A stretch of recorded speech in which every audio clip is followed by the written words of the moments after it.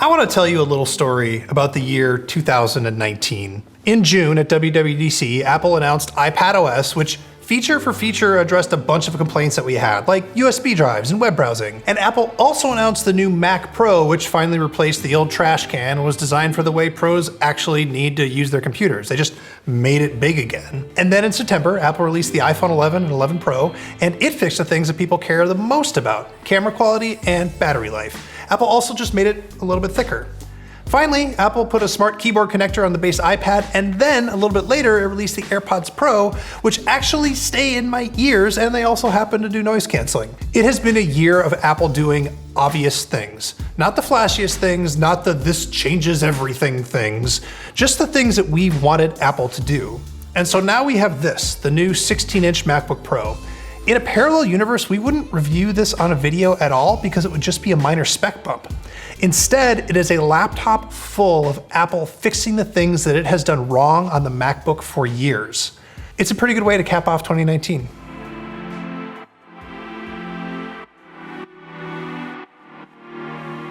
Let's just start by catching you up on the basics of what's new with this laptop, even though by now you're probably already familiar. So the screen is half an inch or so bigger than before, so it's 16 inches now. The keyboard has been switched to the new scissor switch, a more traditional kind of switch, along with a real escape key. The laptop has also been made just a little bit thicker, and it's a little bit better at dissipating heat than before. The speakers are all new and they're amazing. And the graphics cards are the most interesting part of all the spec bumps here. But if you want, you can get a ton of RAM or storage if you need to get those. I asked a bunch of you what you wanted me to test on this computer on YouTube and in my email newsletter and on Twitter, and I got a ton of responses, but they all break down into some pretty predictable categories. And at the tippy top of that list is the keyboard. So let's do this.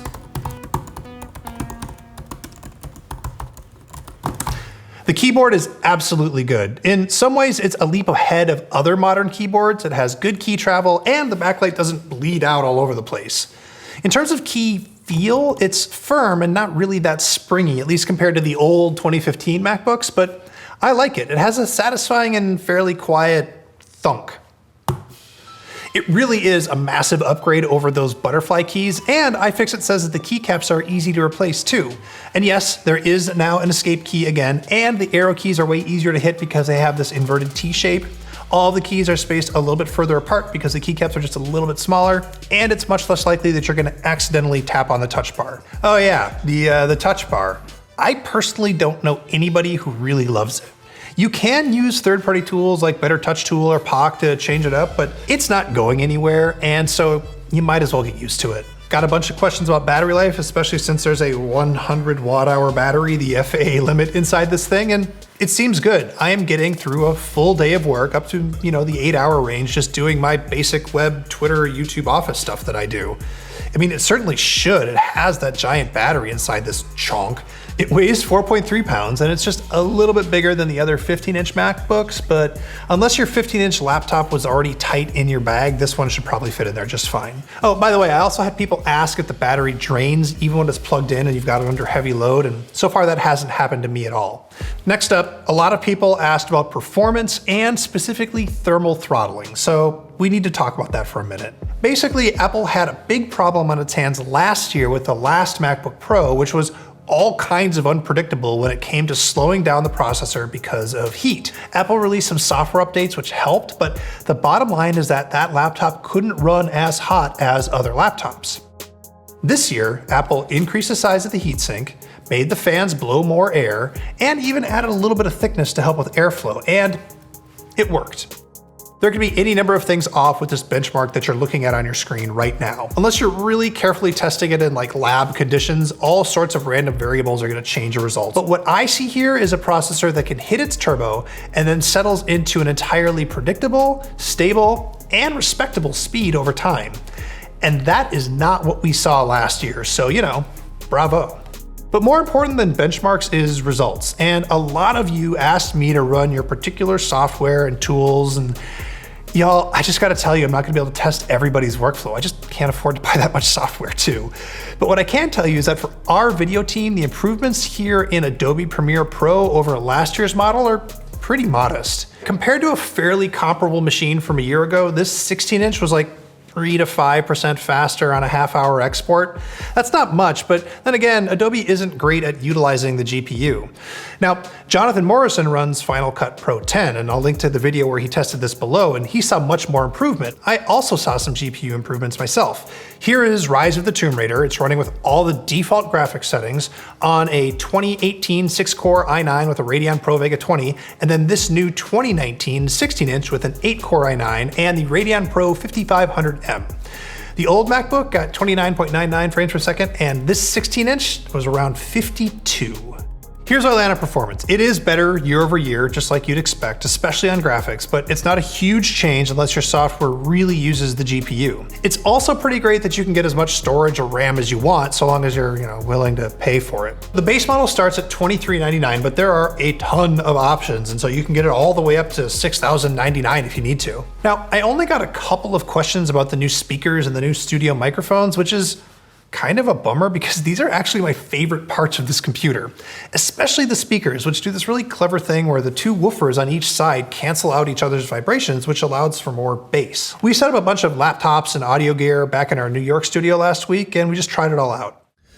All right, so we're here in the studio, and Andrew has set up a bunch of cool audio gear. We've got binaural audio recording microphones with ears on them and a blue microphone, but what you're listening to right now is the Studio 3 mic array from the MacBook Pro itself, and we're going to compare this microphone to a few other things, and I'm going to read the same thing across all of them because then we'll have an equal test. So 7 years ago, our fathers brought forth onto this continent a new nation, conceived in liberty and dedicated to the proposition that all men are created equal.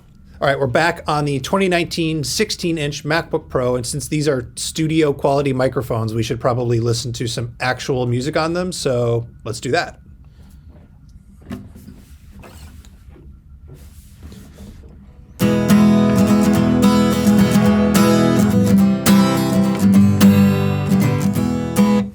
The really impressive thing with this laptop, though, is the speakers. Apple has a 6-speaker array, 3 on each side, and 2 of them on each side are these woofers that are designed to cancel out each other's vibrations. And you really have to hear it in person to hear it. But what you're listening to right now is me talking into the ear-shaped microphones on this binaural audio setup. And so we'll do our best so that you can try and hear a little bit of it, but you really need to wear headphones to catch the differences here, if it works.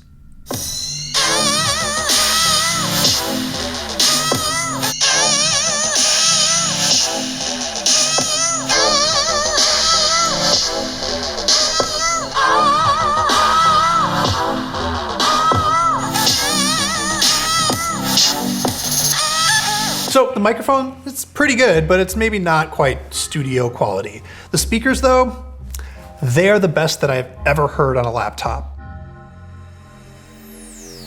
Here is what I think of the 16-inch MacBook Pro. The speakers and the microphone are huge upgrades. The screen is a small upgrade, and the performance is a decent upgrade depending on whether or not your software needs a good GPU. And then there's the keyboard, which is a massive upgrade if you compare it to the butterfly keys, and a medium upgrade if you compare it to literally any other keyboard. The 16-inch MacBook Pro is the first MacBook Pro in years that doesn't come with any major caveats. If you've been holding out on buying one, this is the one that you've been waiting for. All of which leads me to the other question, maybe the most asked question that I got. What about the 13-inch MacBook Pro? What about the MacBook Air? Are they gonna get the new, or like the old, the keyboard? Are they gonna get the keyboard? Well, I wish I knew. But if 2020 is anything like 2019 and Apple just keeps doing the obvious things, I'm optimistic. Hey everybody, thank you so much for watching. Let me know down in the comments, is this the laptop that you've been waiting for?